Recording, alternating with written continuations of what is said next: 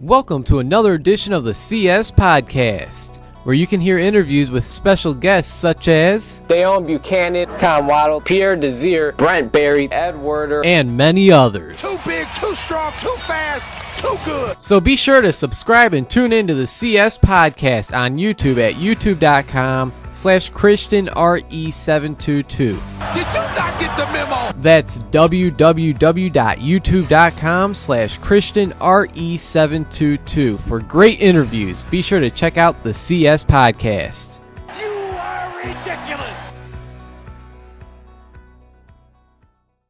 Welcome back to the CS Podcast. I'm your host, Chris Shanafel, and I'm now joined by 2015 NFL Draft prospect, wide receiver out of Virginia University of Lynchburg, John Robertson. I appreciate you taking some time to chat. John, how's it going?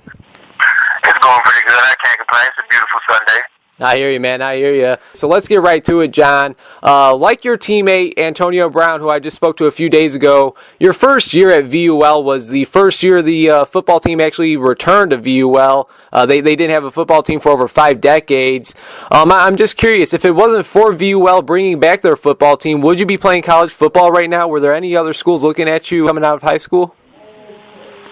I can't say I probably would be playing football right now. After my freshman redshirt year at West Virginia Wesleyan College, I came back home and just started working a bit, working 2 jobs, just trying to make a living for myself. And then I got a call saying interest was at me to return back to school and play football, and I had to jump on that opportunity. It was a second chance for me to fulfill my dreams. Absolutely, and you're also a part of the VUL basketball team. How's that work out? How did you decide to play for the basketball team as well? Well, I played basketball growing up the same years as I actually started playing football at the age of 7, and I played basketball at the age of 7 as well, and just been alternating both sports all my life, actually. And so when I came to VUL, my basketball coach knew one of my high school coaches from Fort Union Military Academy, and good words were crossed, and I was asked if I was interested in playing, and I came out for a trial one day and just never left it alone. All right, John, so you guys haven't had a lot of team success throughout your 4 years with the VUL Dragons, but a lot of talent is beginning to come out of VUL, such as defensive back Keith Lewis, who recently signed with the New York Jets. Another guy, defensive lineman LaKendrick Ross, was probably the biggest name in the supplemental draft, and he spent some time with the Cincinnati Bengals and actually has a workout scheduled this week with the Washington Redskins. Of course, we got guys like yourself, Antonio Brown and Darren Hall, so there's no doubt that there's a lot of talent that has yet to come out of VUL. What would you say about the talent that has already come out of Virginia University of Lynchburg, like Lewis and Ross, and what would you say about the talent that has yet to come out of VUL, like yourself and your teammates? All great guys, Chris. Guys that are just hungry, ready to work, and anytime, drop them a dime, just go out, hit the field, hit the weight room. Guys that are just starving for an opportunity, and most importantly, guys that were blessed with the second chance to fulfill their dreams. All guys you named, such as Keith Lewis, Antonio, Deron Hall, me being a receiver, competing with these guys each and every day. These guys are great athletes, and to where they all have an all-around game of an experience to where I'm getting all kinds of work with different styles of defensive backs. So it kind of made me better working with these guys, and those guys are all destined for greatness. And being a receiver like yourself, now that I think about it, I've only interviewed 2 VUL Dragons. Now this doesn't include you, Antonio Brown and Keith Lewis. I've been in contact with LaKendrick Ross a little bit, but I've only interviewed Antonio Brown and Keith Lewis. Those are the only 2 from VUL that I've interviewed. Going against those defensive back, what's that like? I mean, did you ever expect heading into VUL that you would be going up against these NFL caliber cornerbacks, safeties, in practice every day? I never thought I would be until I got there. When I got there, I seen these guys, seen how motivated they were, seen how excited they were about the game of football, how much knowledge they knew, and how much knowledge they were willing to give me. We all shared our knowledge of the game to make ourselves better. If I didn't run a route the right way, or if we were all critiquing each other's games to make each other better. So, I mean, that was one of the strongest connections of the brotherhood that we built at VUL through working out together. All right, so John, this past season, it's your final year at VUL. It's your final year of eligibility for college football. What were your expectations this past season, knowing that it'll be your final go-around at the college level? Both individual expectations and team expectations.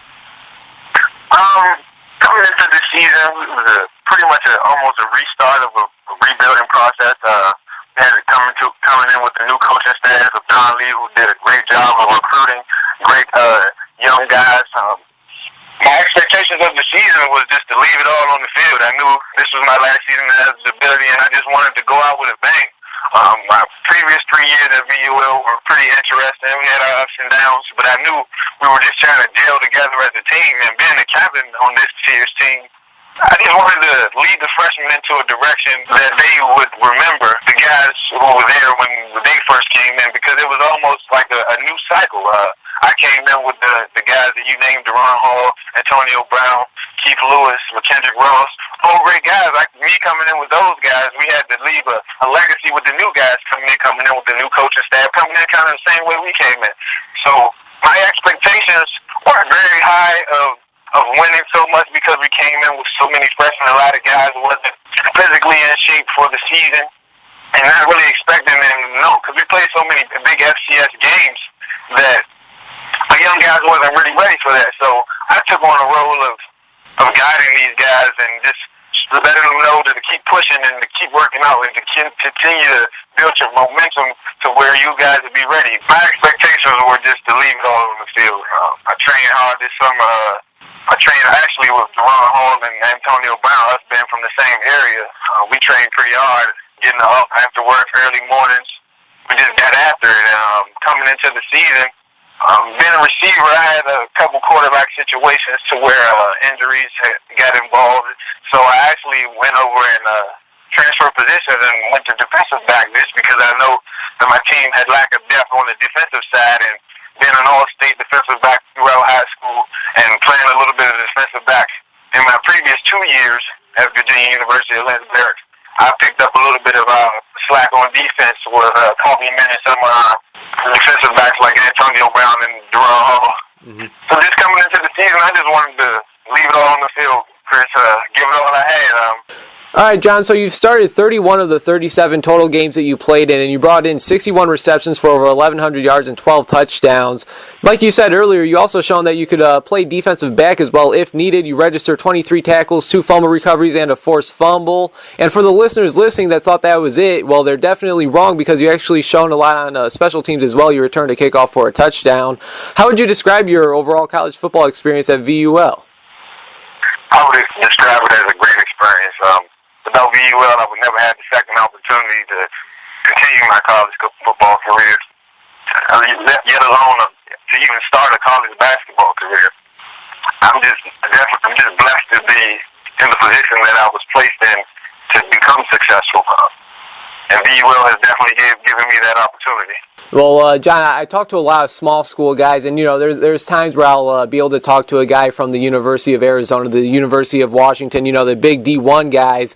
I find it more interesting talking to you guys because you guys aren't handed anything. You guys are working just to play college football. These guys are handed, scholarships to go wherever they want. You guys are actually, just playing for the love of the game. And then, now you guys have opportunities to play at the next level. So, did you ever think that this would be possible? You're being interviewed, as a 2015 NFL draft prospect. When did you find out that the NFL may not only be a dream, but it could become a reality?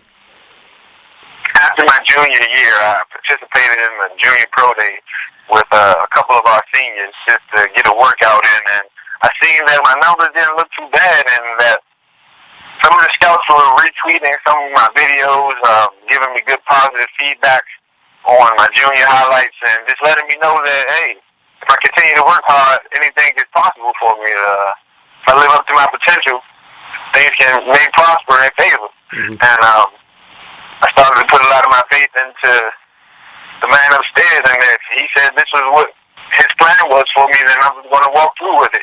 But in that time, I was going to continue to work out, continue to stay on the books, continue to study my craft, and continue to better myself. And I believe in any situation, if you do that, Chris, positive results can happen. Hey, you're absolutely right about that. Chris Shanfeld talking to 2015 NFL draft prospect, wide receiver out of Virginia University of Lynchburg, John Robertson. And John, you guys do have a ton of talent. You guys have played a ton of talent this past season. Whether it was from this year or in years past, who would you say is the best or the most impressive player that you've played against? I can't really pinpoint a player. I played against a pretty good group of guys. I would have to say Winston-Salem last year. Had a pretty tough group of defensive backs, well sized, and they were pretty flying around to the ball a bit much. They shut us down on their defense, shut our offense down pretty tight. And like we said earlier, Keith Lewis, he's actually the only VUL alum that's currently in the NFL on a team. He recently signed with the New York Jets. Kendrick Ross is currently a free agent looking for a team. Now, whether it was one of those guys, both of those guys, or somebody else, have you been able to talk to anybody at the next level or has had any experience at the next level, and have they given you any advice as to what to expect during this draft process? Yes, I've definitely talked with Keith Lewis, and Keith Lewis has continued to encourage myself and Antonio and Deron Hall to stay humble and continue to stay prepared for the opportunity. You never know when the opportunity is going to approach you. Just to stay prepared, continue to work out, eat healthy, stay healthy, continue to build positive connections with great people, and just preparation is key. So if you're ready, then when that door opens and approaches you, you have to be ready to walk through it, Chris. Now, let's say there's an NFL general manager listening to this very interview. Why should he want John Robertson out of Virginia University of Lynchburg a part of his team? I'm confident in my abilities to get to the football, being it on special teams, offense, or defense. I have a knack for the football. I love being around the football. I have an aggression for this game that I've learned to love. I have a passion for this game. I'm very knowledgeable of the game. I understand the mental aspect of the game, and I'm a guy that's going to give you 200% 8 days a week. So you're going to give it your all, no doubt about that. I mean, 200% 8 days a week sounds like a lot. Yes, sir. That's great. Now, John, what do you feel is your biggest strength as a wide receiver? I would say my route running and ball skills. I'm a pretty possessive receiver. I think of myself as I have a knack for finding the ball. Once I see it, I just go attack it and go get it by any means necessary.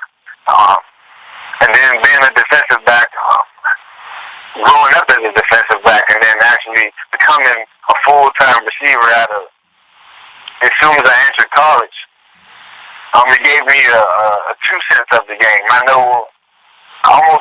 feel as if I can check myself if you're checking me. So I know what you're going to do to try to stop me as a defensive back being a receiver. You can follow me a little bit, Chris? Oh, yeah. I got to think that's a huge ability, having the experience of playing defensive back, kind of knowing what the other person is going to be doing before they actually do it. Yes, sir. How about a weakness? Is there anything specific that you'll be working on to improve during the offseason?